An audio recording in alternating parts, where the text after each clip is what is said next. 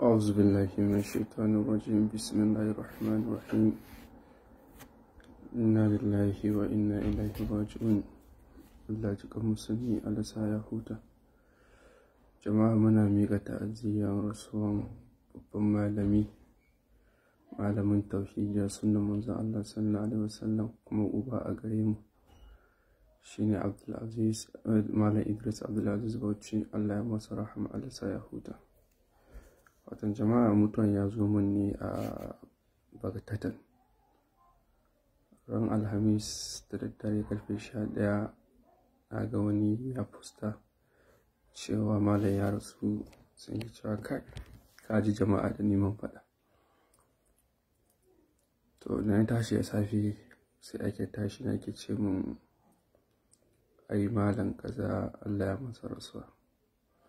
To jama'a kaina sai ya kulle, domin wani ta ce mutuwa na biyu da ta firgita ne, mutuwar mahaifina da kuma mutuwar Malam Idris.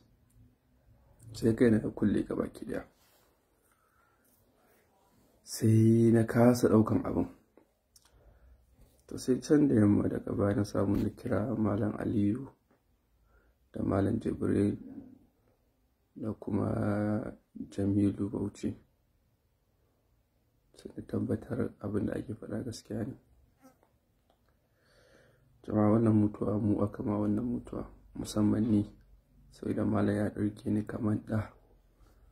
Gashi ba a wajensa ne karatu ba, amma inda yake ni kamar shi ya rene ni. Sai dai mu ce Allah ya masa rahama, Allah ya ji kansa. Wata jama'a, arewa ta yi rashi, sannan duniyar suna ta yi rashi, domin Malam Idris mutum ne wanda ba shi da tsoro, bai santa ba shi da fargaba, ba shi da shakkan kowa. Jama'a, so da yawa in na jin haɗe shi muna magana, ba na tashi a wajen sai ya ƙara tuna mu, ya ce Malam Muhammad, demokuraɗiyyar nan ni da kai mai da shirka ne, amma matsalar na muka samu banci shine ya za mu amalce ta. Su ne dariya. Sannan malam yake kira duk kuskuren da ya ji na sai ya kira ni. Wallahi da na sha ƙeyyan malam, ƙeyayya ce na ɗan adam da ɗan iza, da ƙeyayyan ɗan ƙungiya da ba ɗan ƙungiya ba. Amma muna haɗuwa da malam, sai da malam ya ce ka kiyaye, ya mun faɗa, ya ce magana da na ce izala kowa yana shiga da kuɗi, ce wallahi ba haka ba ne, domin su sun san da suke shiga don Allah kuma suke da hidima don Allah. Sa kai in sake in kiyaye. To kullum malam haka zai ta kira ni har lokacin da yake jinya, sai ya kira ni ya ce kaza, ya ce kaza, ya ce kaza, ya ce kaza. Amma malam haka yake ta yi, bai kyamace mu ba, bai ji haushin mutum ba ma kan ra'ayi ɗaya ko ba ma kan abu ɗaya ba. Haka malam ya ci gaba da kula da mu, ya ci gaba da nuna mana hanya, wanda wallahi a nan kasan da yawa ka samu malam da zai iya mana haka, musamman a wani hali da yake ciki. Ko lokacin da aka ce gwamnati ta dakatar da ni, malam sai da kira ni ya ƙara min magana, ya ƙara min magana, ya ce in tsaya in doge kan kuskura in hallaka al'ummar manzon Allah sallallahu alaihi wasallam. In abin da ke faɗa gaskiya ne, in doge a kai, ba za su iya komai ba. Wanda a lokacin wani ya gamu a wajen shi ko a masallacin shi, cikin shi rawa yake. Amma shi malam duk da irin bakin jin da yi, duk da irin alakan shi da wannan ɗin demokuraɗiyyar mushrikan nan, amma sai da malam ya tsaya ya dinga ba mu shawarori. Na kira malam wata ran bashi ya tafi jinya, ina kira ya ce ya haƙuri, bacci ya kama ni, na kashe wani. Na kira malam wata ina tambayan sa, malam wani ciwo ke damun ka? Sai malam ya ce ai ba mai, duk wata ciwo daga Allah ne, ai kuma mutuwa kowace iri ce, ita ba ta buƙatar ciwo. Wata lokacin ne sha malam ya faɗa min ciwo ne. A lokacin bayan rasuwar mahaifina na ɗane bincike sosai abin da ya shafi ciwon manyan mutane da kuma alamomin mutuwa da sauransu.